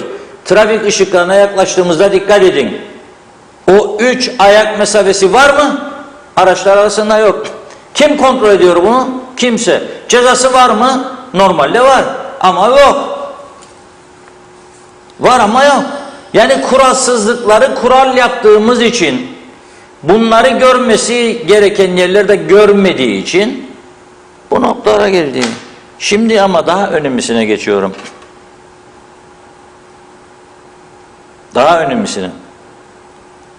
Bu sürede, bahsettiğim süre içinde 6884 tane aracı polis, trafik polisleri değişik bölgelerde durdurmuş, kontrol etmiş. Kaç tanesi hakkında yasal işleme gitmiş olabilir? Bir dünya ülkesi gösterin bana siz. Her 6 araçtan bir tanesi. 1000'e yakın araç, 986 araç sürücüsü hakkında yasal işleme gidildi. Her 6 araç sürücüsünden bir tanesi suç işliyor. 256'sı gene sürat. Çünkü yetişecekler ya uzağa çıkıyor. Yetişecek. Acele sonuçta Lefkoşa'dan Mausa ne kadar bassa 3 dakika ya 5 dakika fark edecek. Sen 3 dakikada 5 dakikada ne yapacaksın? Eve gideceksen yemek yiyeceksin. Meyhaneye gideceksen gene yiyeceksin, içeceksin. 5 dakika geç git. Başka ne yapacaksın? Sevgiliyle buluşacaksın, 5 dakika geç buluş. Ne işin var oğlum senin? Dünya yarışına mı girdin? Rekorlar kitabına mı gireceksin? Nedir derdin? Arabanı mı göstereceksin yoldan geçenlere? Görmüyor seni içinde zaten hele gece kim olduğun. Neyi bana göstermeye çalışıyorum? Bu toplumda işte neyi gösteriyor biliyor musunuz? Tatminsizlik, psikolojik bozukluk, rahatsızlıklar, travma ve tabii kültür düzeyinin dibe vurması. Düşünmemek, saygı göstermemek. Budur.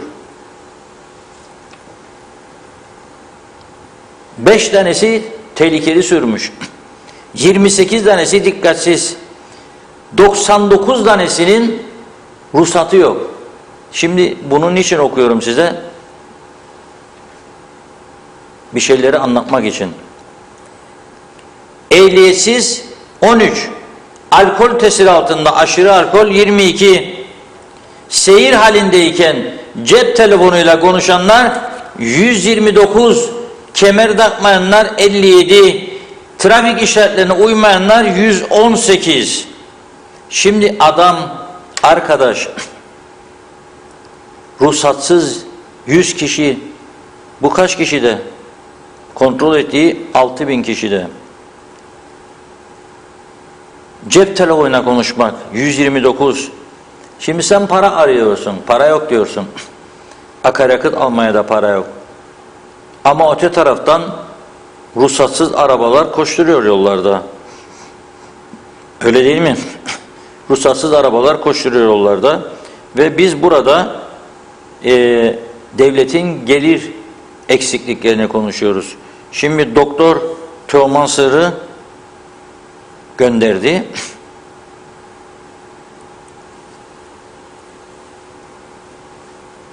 İngiltere'deki yeni uygulamayı. Diyor ki arabaya bindin diyor değil mi? Cep telefonu kapatacaksın diyor. Kapat. Kapatmazsan diyor. Bakmak bile diyor böyle gözünü çevirdin baktın. Yahut da aldın da saate baktın. Saatine. Arabada saat yok, eli kolunda yok. Mesajlara baktın. Veya birine mesaj gönderiyorsun. Durdurduğu anda seni polis, ki onlarda radar sistemi çok kuvvetli, 200 sterlin ceza ilk defasında. Ondan sonrası bilmiyorum, bana gönderdiği bilgilerde bu var. İlk defasında cezası 200 sterling. 200. 4000 Türk lirası. 900 lira yazmış bizim polis diye kıyametler koptu. Geçenlerde birisi 900 lira yazdı diye kıyametler koptu. İngiltere'de 200 istedim. 4000 lira ama bu konuşma değil ha. Onun cezası çok ağır. Elinde tutmak bile suçtur diyor adam sana. Tutmayacaksın. Kapatacaksın diyor cep telefonu. Konuşmak yok, yazışmak yok. Çünkü çok kaza oluyor. O yüzden. Ama dediğim gibi biz bunları tabii bu ülkede ciddi konuşamıyoruz. Gerekli tedbirleri de alamıyoruz diyorum ve sözü Funda Hanım'a veriyorum. Evet. Çok mesaj var. Bugün gerçekten teşekkür ediyoruz. Eksik kalmasın çünkü mesajı okunmayanlar da şikayet ediyor. Bana da özelden yazıyorlar. O Funda Hanım okunmuyor, benim mesajımı kasıt mı var? Niye olsun? Öyle bir şey yok, yetiştirmiyor onun için. Evet, hızlıca başlıyorum. Son mesajları aktarayım. Aytaç Bey, kolay gelsin. Hep gerçekleri söylüyorsunuz, hiç mi duymuyorlar? Halkın ne suçu var? Bu insanlar halkını hiç mi düşünmüyor? Çok yazık. Ben kendi adıma söyleyeyim, ben çok utanıyorum demiş. Bir süt 15 lira 75 kuruş olamaz yahu diyor. Saygılarımla arz ederim. Evet, Zehra Sencer, demiş elektrik de gitti. Mustafa Şakir Küçük iyi yayınlar diliyor. Osman Mene'de, Mustafa Cüce'de. Evet, Mehmet Arabacıoğlu, burası KKTC. 20 yıl Rum'dan elektriği beleş aldık. Zamlaya vatandaşa bedavaya aldığımız elektriği satmış olup bir santral yapamadık. Yazıklar olsun, bir de devlet kurduk diye övünürüz demiş. Evet, Mehmet Şenler iyi yayınlar diliyor. Eren Kavas'ta. Ali Dereseven, çok insanımız bu gidişle Rum'a ihtiyaç duyacağımızdan bahsediyor. Zaten amaç da budur. Bunları yöneten güçler bunu başarıyorlar dedi. Hala Akyollar.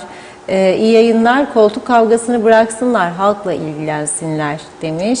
Evet, Aydın Ökter, Reşat Bey, her yer karanlık şarkısını çalar mısınız lütfen diyor. Gündeme çok uygun bir şarkı. Yunus Gildir, dükkanı kapatın, Türkiye buraya bir vali otursun, daha iyi yönetir.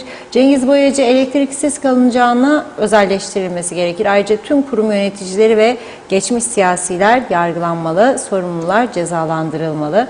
Hüseyin Koltan, Başbakan marketlerde fiyatlar için denetim başlayacak demişti. Başlamış mı acaba diye soruyor. Çok teşekkür ediyor. Vallahi Reşat Bey demiş, artık bu zamları ve hayat pahalılığını kaldıramıyoruz. Ne olacak halimiz bilmiyoruz. Ali Dereseven, çok zor durumda olduğumuzdan bahsediyorsunuz. Aynen katılıyorum. Peki ülkemiz hızla karanlıklara doğru giderken her zaman yanımızda olan anavatan yardımlarını kesti mi? Nedir bu olanlar? Halkımızda hızla Rum'a yöneldiği görülmüyor mu? Nazime Nalbant Londra'dan herkese selamlarını yolluyor. Evet, bugün sizi kaçırdım demiş. Haftanın ilk gününden her şeyin iyi olmasını diliyorum. İnşallah elektrikte sorunla bir çare bulurlar. Mart çok soğuk diyor. Bugünlerde halkımız zorda. Ne olur yapmayın demiş. Hasta olanlar da ilaç bulamıyor. Ne olacak, çok üzülüyorum. Hadi kolay gelsin demiş. Tüm ekibimize de mutlu, iyi yayınlar diliyor. İnşallah elektriği kesmezler dedi son olarak. Oktay Değirmencioğlu, her şey daha güzel olacak. Ulus Çomunoğlu, 1000 defa oldu söyleriz, yazar söyleriz diyor. Bütün uygulamalara artık neşter lazım, sil baştan. Onur İç'ten, Reşat abi iyi yayınlar. Sizden bir isteğim, bir kamera alıp gelin Girne limanına. Bugün 2 gemi geldi, yolcu. Ben de oradayım, Türkiye'den geldim. Bugün hiç yoklama yok, gümrükçü yok yani. Diyor, valizi silah doldur, uyuşturucu doldur, getir serbest, bomba koy, git gemiye, kimsenin haberi olmaz. Gümrükçüler nerede? Hiçbir Allah'ın kulu yok demiş. Evren Yüksel, nerede İngiliz kültürü kaldı? Kuzey Kıbrıs'ta bıraktılar mı? Kalmadı, yok ettiler. İngiliz kültürü bari kalsaydı diyor. Kuzey Kıbrıs'ta şimdiye 1000 kere adam olurdu demiş. Tezel Yavaş, Tezel Tuhafiye. Her şeye rağmen ümitlerimizi kaybetmeyelim diyoruz da görünen köyde kılavuz istemez. Gelecek kaygısı çocuklarımız, torunlarımız için umutsuzluğa doğru gidiyor. İyi yayınlar diledi. Bir mesaj daha var özelden gelen, isminin yayınlanmasını istemiyor izleyicimiz. Şöyle diyor, Güneyde otellere insan alacaklarmış iş için ama maalesef birkaç kişi insanlarla diyor alay edercesine demiş, zevklenirler. Oradaki sıkıntıyı dile getirdi. Evet, bakıyorum. Belgin Rıfat şarkının adını yazmış. Neşe Güneş Fellahoğlu da, Osman Şen, Lili Ivanova. Zeki Açar Londra'dan iyi akşamlar, selamlar diledi. Nazime Nalbant, süper iyi ettiniz. Arada sırada şarkı çalarsanız herkes benim gibi mutlu olur. Biraz da değişiklik gerekir. İyi ki varsınız diyor TV 2020'miz. Saygılarımızla dedi.